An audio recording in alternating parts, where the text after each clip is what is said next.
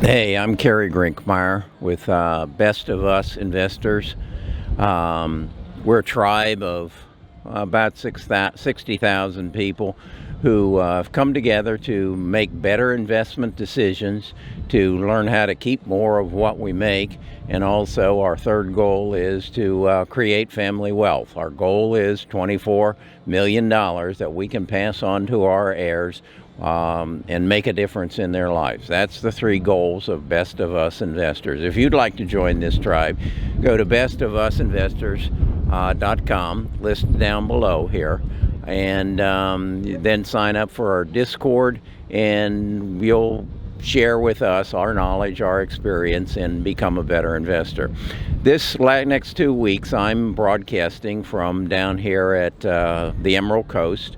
The watercolors is my destination where I'm staying, and I want to share with you my knowledge.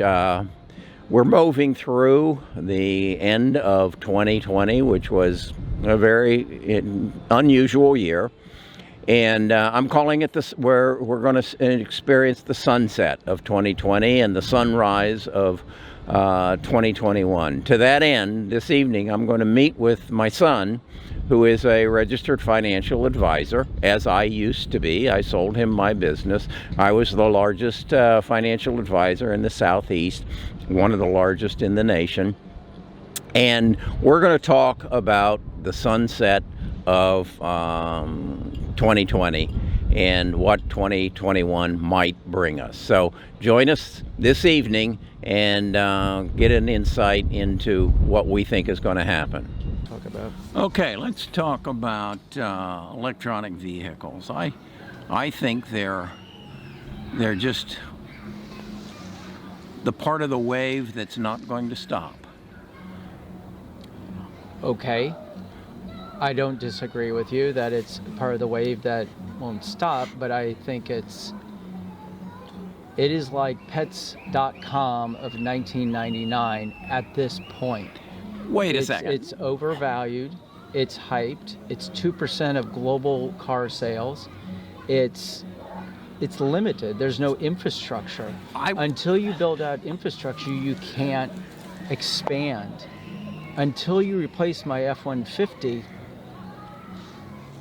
you're not. We're a country. What's your F-150? Ford F-150. Oh, your truck? One of the most, number one selling, top selling vehicle. I don't like your analogy, though, of pets.com. I would call it Google.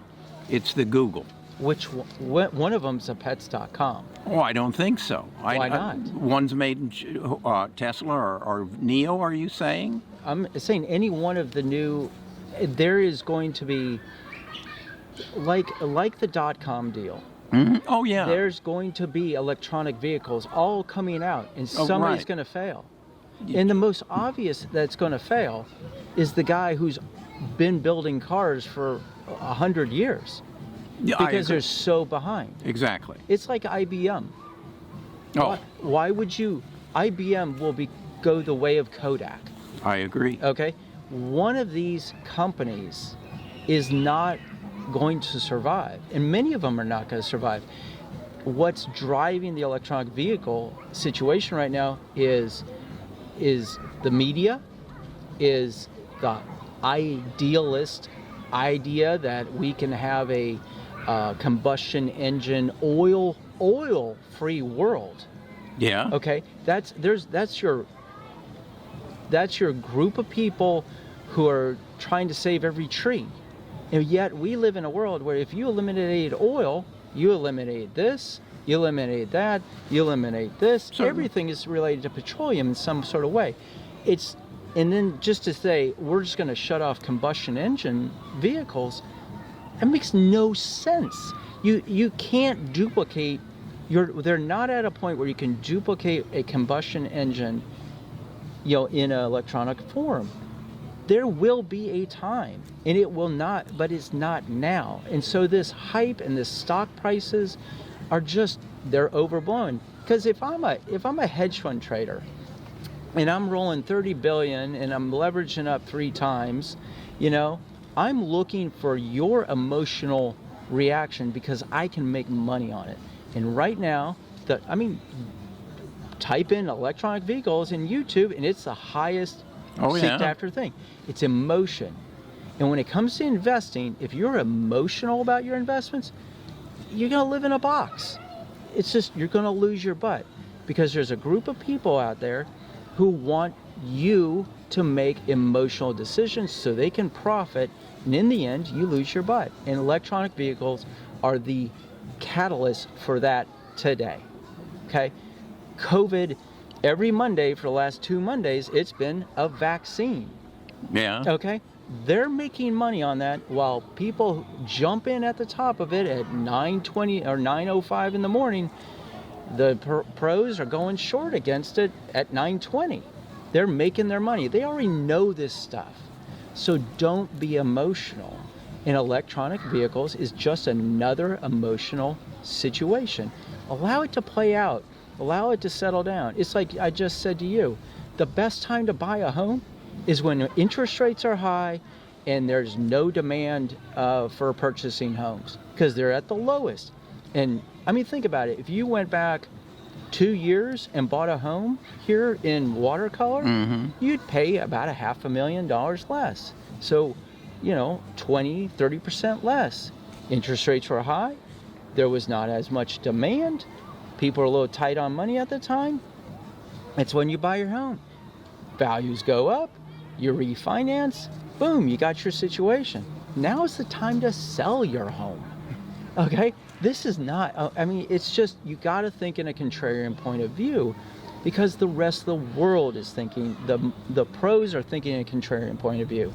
And so going back to electronic vehicles, yes, I 100% believe we have to go that direction. Environmentally. I was in Colorado and I was 24 hours away from watching the house we were staying in burn to the ground because of all the forest fires. It's an environmental issue. There's too many people on the planet. We're burning, we're in an environmental cycle and we are contributing to it via combustion and engine cars. Yeah. But to think it's going to happen overnight? Not overnight. But the way people are talking about the stock price on these things is it's overnight. Tomorrow, everybody's going to have a Tesla. Or tomorrow, NIO is going to come in here. Hell, NIO, excuse my language, NIO is a Chinese company. Right. They're trying to shut down TikTok. Right. And get TikTok out here because it's Chinese company. Wait a second. Chinese company come in. Because right now the largest selling sedan in this country is a Toyota Corolla. And That's Japanese, the Camry. Yeah. And in 1945, nobody would have believed that Toyota was going, or that I would be driving 2 German cars after we just fought Hitler. So things change, and yeah, that was 1945 to 2020. That's a long time, but the fact is things are moving faster. They are, and I go back to the chessboard and I will analogy. guarantee you, in 10 years, 5 years, there will be Chinese cars sold here in the United States. Oh, I don't doubt it. Okay, like I stated in my video about when is the time to buy electric vehicle? In 5 years. Oh, agreed.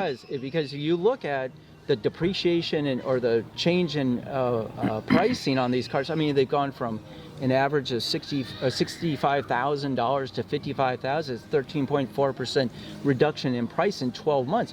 Why would you buy a car that's only getting you 250 miles and you can wait a year or 2 years, get a decrease of average of 13%, and get probably a jump in mileage? by double in 2 years. Why would you buy it right now? Because let the technology catch up. Because you're an early adapter. And, well, you're also the guy who bought the cell phone that weighed 10 pounds. Please come to me. Come over and buy my house for an exorbitant amount of price, okay? Please come do that. That's the guy that I want to sell my house to, and I'll go live in an apartment and wait for it all to crash down and then go buy the house and water car. So you're saying it's the same way with electric vehicles. It's timing as much as anything. And it's coming. You don't want to be caught on the early end, but at the same token, it's my contention that Tesla will be worth much more than it is. I think it's $450 today with a projection of $500 by the end of the year. It will be worth substantially more 5 years from now. If it's not, I can't predict prices, but just because of the fact that Tesla is now, as of December 21st, going to be on the S&P 500. Right. This is not because they produce a better car, longer driving, profits are up, nothing. This is a matter of math. This is a matter of now you're in the S&P 500 and all the S&P 500 index funds have to go buy Tesla now. Yes. So if you want to trade, what's the best trade going? Well, I know that the Tesla is going to be in the top 10 of the assets of the S&P 500 because it's a market weighted index. So it's the number of share, the price of the stock times the number of shares. That's the market capitalization. Well, it's up there. It's right up there with. Apple's number one of just over $1 trillion, and then it goes down from there. But they're in the top 10, I guess, if not close to probably. 5. Yeah. So just because of that weighting, and then they go on to the index, and then now all these other indexes have to go mimic the S&P 500 on December 21st. What do you think is going to happen to Tesla stock? If you have more demand, then you're going to see the stock price go up. Sure, but it doesn't. It doesn't, come together with. I mean, their profits aren't going up, and we get another shutdown. They're in jeopardy of losing more profits because I'm not going to go buy a car if I don't have to go drive anywhere for 6 weeks. Car sales, we've had shutdowns for the last 8 months, and car sales are doing quite well. We had a shutdown for 2-3 weeks in April and May. Car sales are up. Now, because there's pent-up demand, because there was lack of supply. I mean, think about it. Ford shut their factories for 2 months. They average, every 75 seconds they roll a Ford F-150 off the line. All of a sudden they stopped. Bill Kramer Chevrolet down here in Panama City Beach, Florida, usually have close to 500-600 cars on the lot. Last time I had to take my wife's car in, they had just over 100. No demand, no supply. Mm-hmm. Ginger gets a email or a letter from the same dealer. Hey, Ginger, we see you bought a Chevrolet Tahoe 16 number of years ago. We would like to offer you $28,000 for this car. Mm-hmm. It has 100 and some thousand miles. Because they're going to take it and they're going to sell it for 32 and make money on it because there's so much demand. There's lack of supply. So you want to look at car sales? You shut the factories down for 2 months. I mean, shut them down for a month. It takes a month to get back rolling again to get production levels. There's pent-up demand. I got extra bucks in my pocket because the government's been feeding me. I'm going to go buy a truck now. I mean, how many times I've heard that they took their $1,200 stimulus check and went down the road and put a down payment on a new car and took a 72-month lease payment. I mean, the worst decision to make. It's that kind of thing that's driving auto sales. It's that kind of thing that's driving, the Biden-Harris campaign is all about the environment. It's gotten the group of people the younger group who are environmentally interested, they want change in our government, change in our world. They want a even situation. They don't want to work 40 hours a week. You know, Ginger got asked the question by somebody just recently, how many hours do you think you work a week? And she goes, well, like 10 to 12, 7 days a week for the last 6 months. And he goes, wow, that's a lot. I don't want to do that. Well, hello, who'd you vote for, right? That's the environment we're in right now. And not to say it's completely wrong, but in the end, you have media and hype driving an initiative by a group of people. And that is to convert everybody to a energy or electric vehicle environment. At some point, that will happen. Just like everybody, you know, the demand for pickup trucks in the United States escalated in the last 20 years, okay? It became cool. High school kids drive $60,000 trucks at 0% interest rate, paying 72-month payments. It's the hype. Quit buying the hype. Put your emotions at the door, go into your investing room and do the math. Do the homework. Work through the idea, create a thesis, work through the idea, and then execute on it and adjust. So what are you doing at this point? What am I doing? What are you doing for your clients? What are you advising your clients to do? So today I spent 4 hours studying the banking system. Okay. Flow of money. Mm-hmm. Who creates money? Banks create money.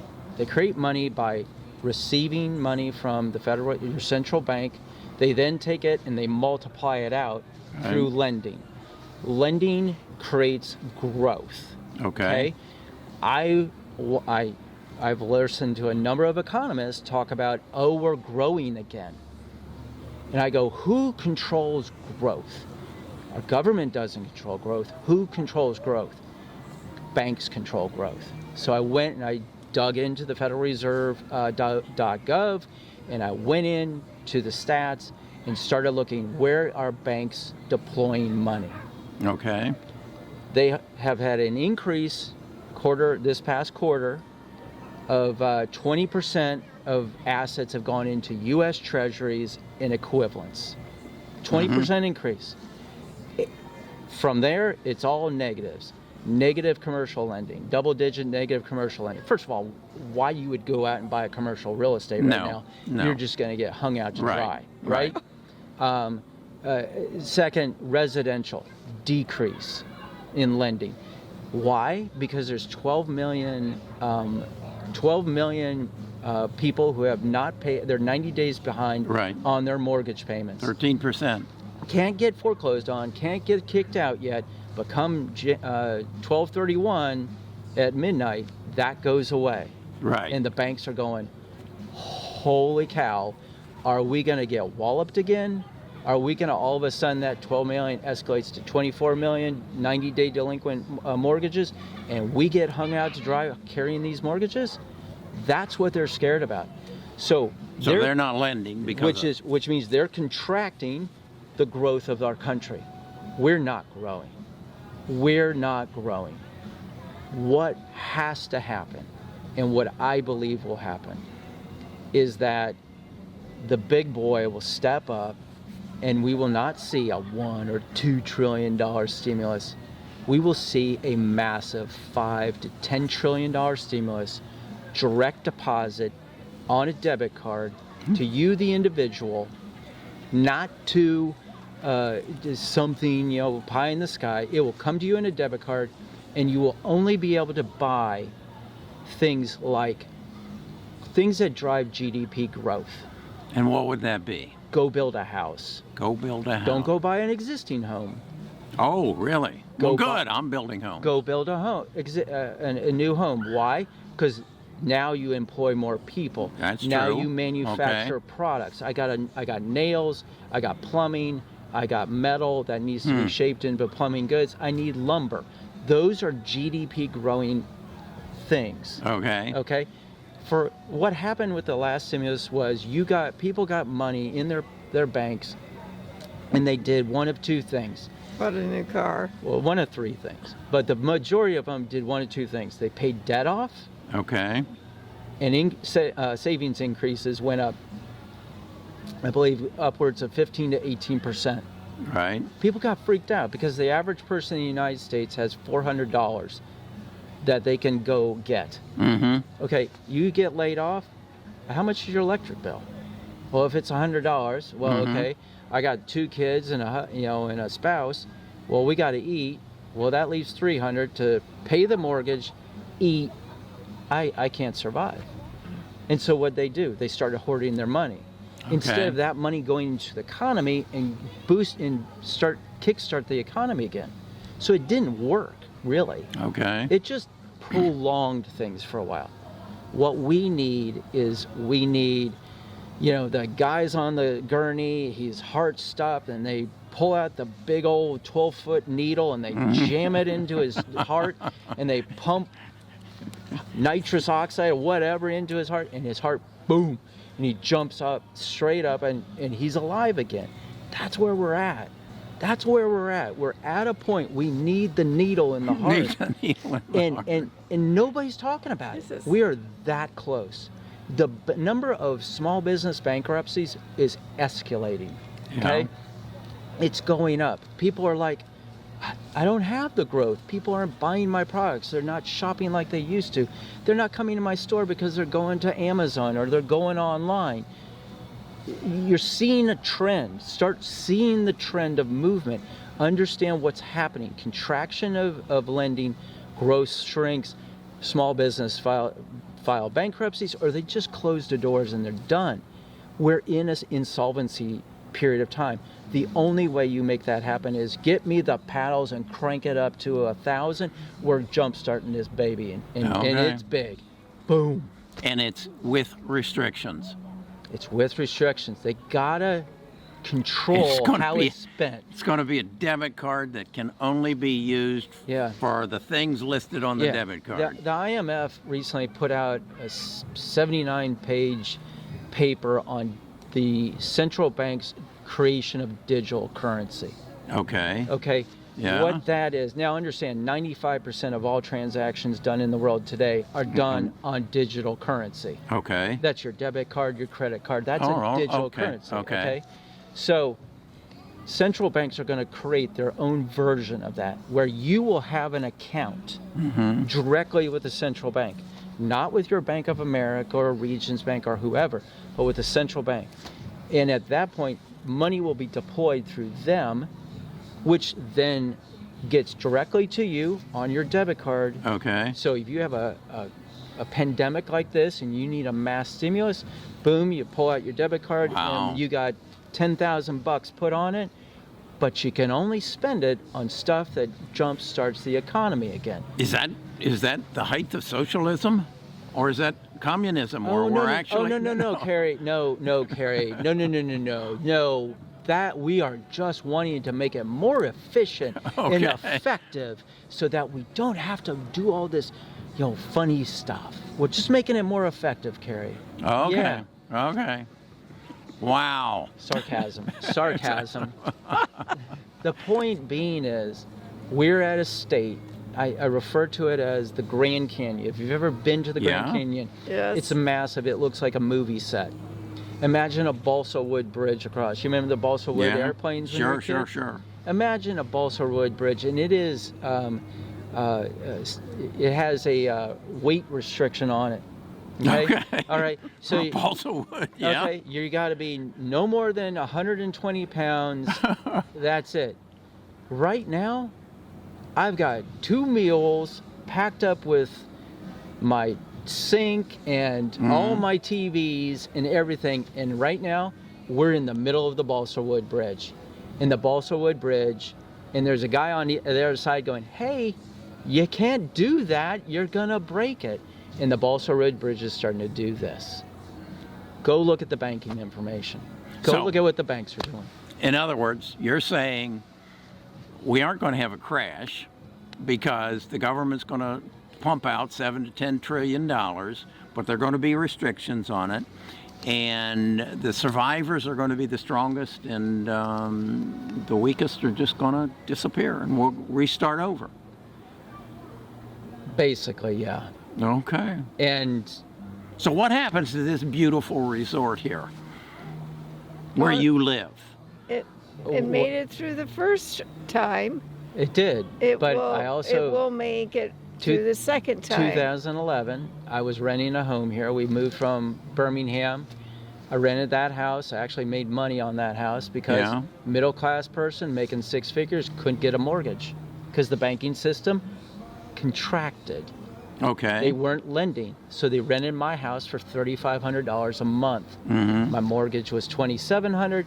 Sweet cash flow for 5 years straight. Okay. Okay, I come down here and I rent a house that was built in '06, and I rented it in 2010. Nobody had ever lived in it.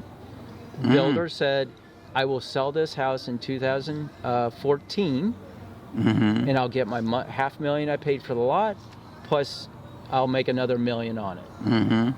2011, he came to me and said, and I was paying for that. I was paying $2,200 a month here, lower than my mortgage in Birmingham. Yeah. Living in watercolors at the beach.